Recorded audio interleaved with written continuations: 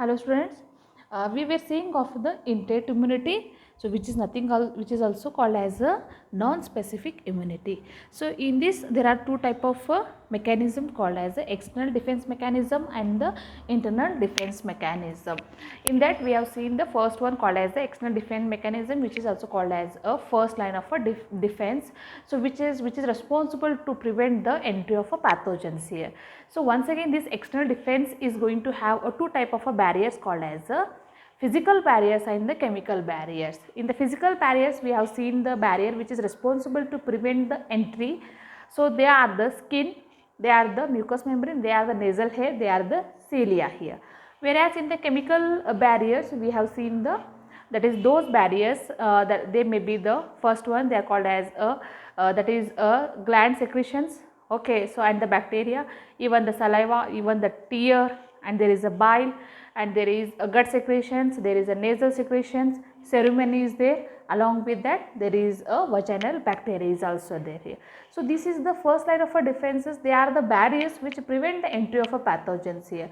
So first of all they will help us. So the microorganisms should not enter into the body here, should not enter into the tissue, into the cellular level here. So that we call them as a first line of a defense here. Okay, but some of the organism, some of the parasites, they are going to be pass, they are going to make a way through the skin also, through the mucous membrane also here.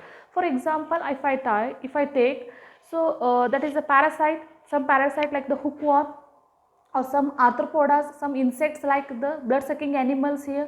So they can make a way to enter into the body here. So they can penetrate through the skin here. Okay, so example like the hookworm and that is the blood sucking insects here. Okay, that means so these organisms, these disease causing organisms, so they will enter into our body. Okay, even having the first line of a defense here. Okay, and even some microorganisms are there, they can pass through the mucous membrane here, they can pass the thin moist structures, okay, enter at the tissue level or the cellular level. So then there is a fail to the first line of a defense.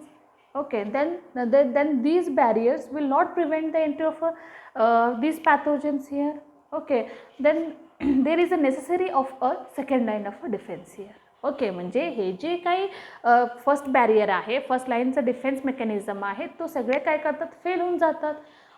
काही मायक्रोऑर्गॅनिझम असा आहे, काही parasites असा आहे की तो definitely बॉडीच्या आतमध्ये जातात, बॉडीचे टिश्यू लेवलपर्यंत जातात. मग ह्यांना थांबवण्यासाठी कोण आहे, there who is the prevention for that. Okay, म्हणून त्यावेळेस कोणाचं गरज झालं, आपल्याला सेकंड लाईन ऑफ अ डिफेन्सचं गरज झालं. ठीक आहे, मग आजच्या लेक्चरमध्ये आपल्याला काय बघायचं आहे, that is the internal defence called as a second line of a defence here. ठीक आहे, तो लक्षात ठेवायचं, one by one, step by step, easy आहे, काही डिफिकल्टी नाही आहे. ठीक आहे, मग आता त्यावेळेस काय झालं, दिस इज कॅरीड आउट, म्हणजे हे डिफेन्स मेकॅनिझम कोणतं, इंटरनल डिफेन्स मेकॅनिझम, की कसं होणार, how it is going to be carried out by the first structure called as a that is a WBCs. Okay, म्हणून जे आहे, इवन आपल्याला टेक्स्टबुकमध्ये किंवा NCERT मध्ये काय दिलेलं आहे, physiological barrier, cellular barrier here. Okay, म्हणून काय, आता फिजिओलॉजिकल स्ट्रक्चर इन्वॉल्ड आहे.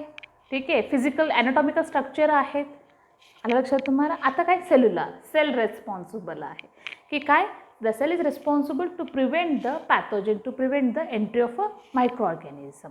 मग आता म्हणून काय म्हणणं, सेकंड लाईन ऑफ डिफेन्समध्ये काही सेल्स आहे, काही स्ट्रक्चर्स आहे, सो दे आर रिस्पॉन्सिबल. ठीक आहे, so that means first one is the WBC. तुम्हाला माहितीच आहे, ल्युकोसाइट्स.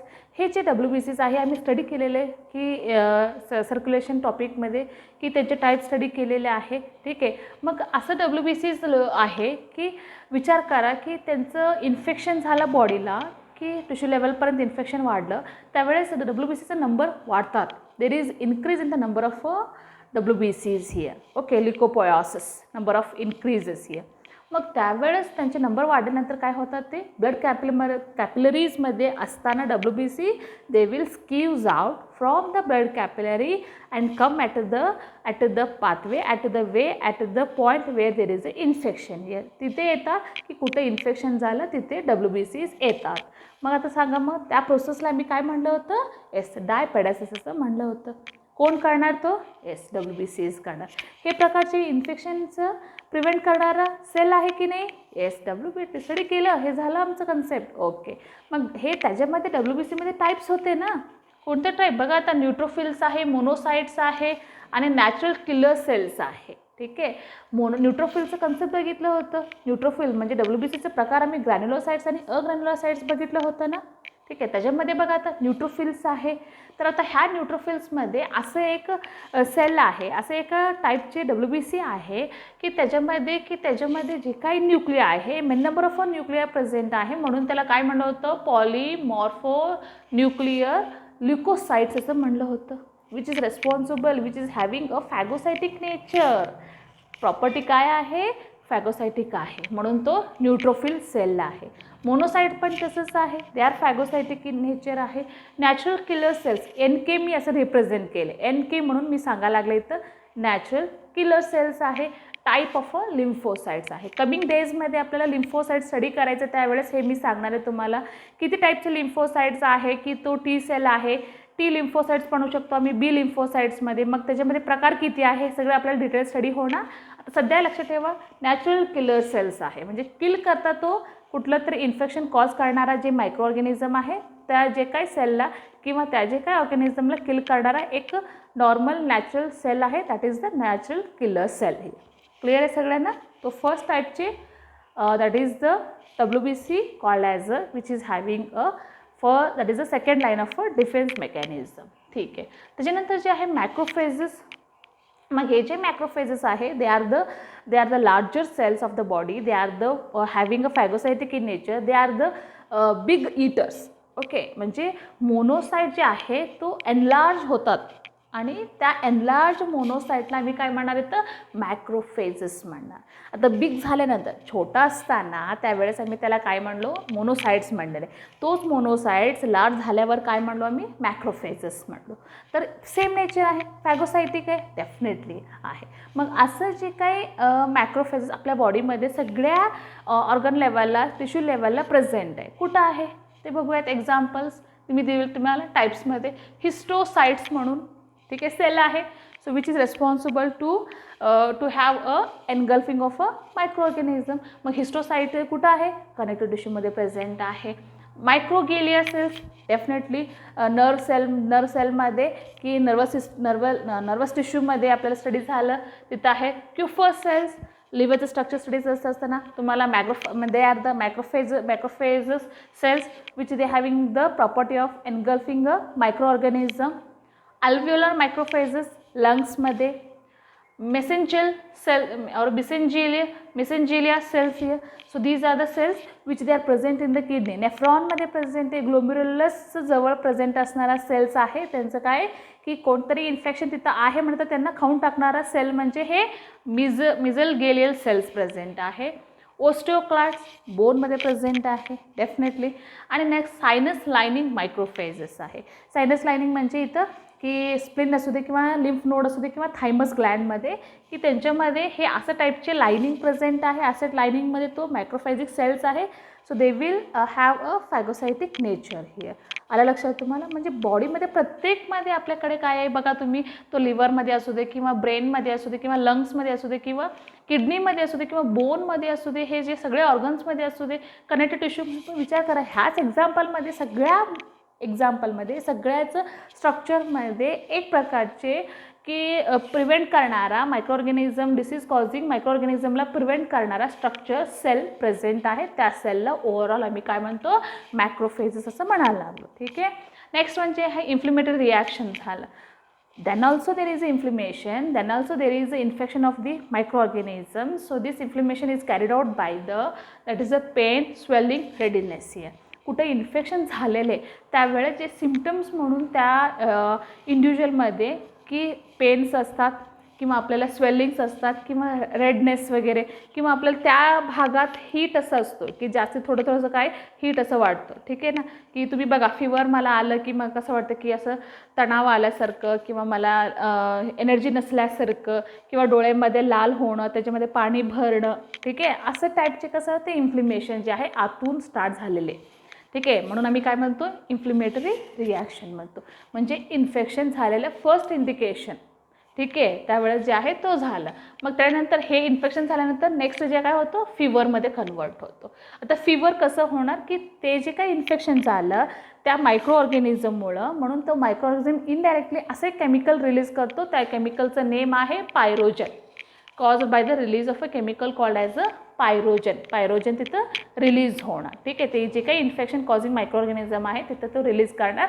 मग बॉडीमध्ये आपल्या बॉडीमध्ये जे काही जे काही रेग्युलेशन आहे that will be altered to increase in the temperature of our body. ठीक आहे, मग त्यावेळेस बॉडीमध्ये टेम्परेचर जे आहे तो वाढणार सगळीकडे. म्हणून आपला टेम्परेचर जे आहे तो आपल्याला फील होता. So that is once again, so that is the fever, that is the temperature in the body which is responsible to prevent the that is the infections in the further structures or to the higher level. So that is the symptom that is called as a fever here. की ते fever का बरं आलेलं माहिती आहे, की bacterial जे growth आहे किंवा त्याचे जे इन्फेक्शन जे आहे आणखीन वाढू नये म्हणून काय आलं, की तिथं एक टेम्परेचर तिथं प्रेझेंट आले म्हणून तो fever म्हणून कन्वर्ट होता. ठीक आहे. त्याच्यानंतर जे आहे इंटरफेरॉन्स आहे. Interferons are nothing but the glycoproteins आहे. ठीक आहे, आम्ही असं इंटरफेरॉनला असे म्हणू शकतो की साधं सिम्पल वर्डमध्ये अँटीव्हायरल.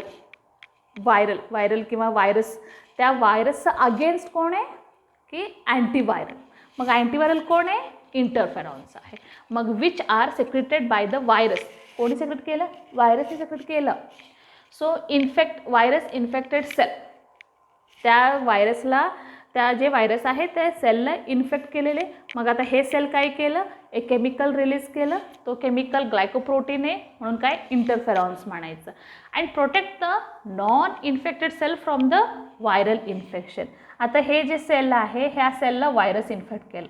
आता हे सेल काय सेक्रेट करायला लागले, इंटरफेरॉन सेक्रेट करायला लागले. ठीक आहे, आणि हे इंटरफेरॉन जे आहे काय करायला लागले, की नेक्स्ट सेलला स्टिम्युलेट करायला, नेक्स्ट करायला की अल्टर करायला लागले की yes there is a virus attack. ठीक आहे, म्हणून हे जे काय प्रोसेस आहे, ते जे काय मेकॅनिझम आहे कोण करायला लागले, इंटरफेरॉन्स जे आहे ते करायला लागले.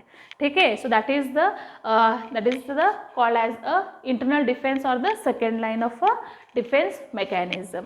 लक्षात आलं तुम्हाला, हे इझी आहे कन्सेप्ट तुम्हाला, की स्टेटबुकमध्ये पण असंच दिलेलं किंवा NCERTमध्ये पण आपल्याला असंच दिलेलं आहे, की मीच थोडं तुम्हाला इझी होण्यासाठी ह्या फॉर्मॅटमध्ये दिलेले. तुम्ही ओव्हरऑल ह्याला कंबाईन करून पण दिलं तर बी काही प्रॉब्लेम नाही तुम्हाला. पण तुम्हाला नीट एक्झामसाठी, MCQसाठी की काही प्रश्न असे विचारतात की थोडंसं प्रॉब्लेमॅटिक होतात, म्हणून थोडंसं मी ह्या मॅनरमध्ये तुम्हाला एक्सप्लेन केले. तो इझीसाठी आपल्याला नीटच्या एक्झामसाठी इझी होण्यासाठी ह्या फॉर्मॅटमध्ये तुम्हाला एक्सप्लेन केले. ठीक आहे. तर तुम्हाला हे जे काय मेकॅनिझम आहे, external defence mechanism and the internal defence mechanism, तुम्हाला सगळ्यांना कळालं असं मला वाटते. की बाकीचं जे आहे आम्ही नेक्स्ट व्हिडिओ लेक्चरमध्ये कंटिन्यू करूया. थँक्यू.